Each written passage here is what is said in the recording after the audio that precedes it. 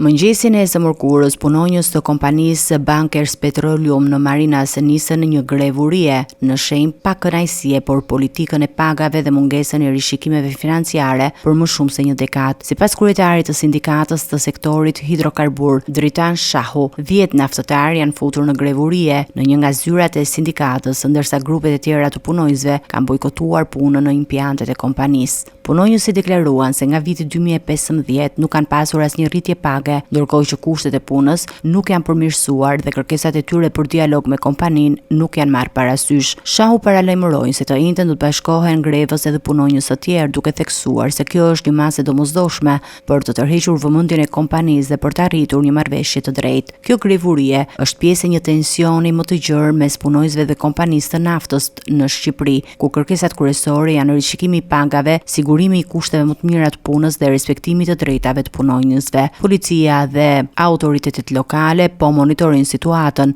ndërsa sindikata shpresojnë që kompania Bankers Petroleum të nisë një dialog të hapur për zgjidhjen e mosmarrëveshjeve.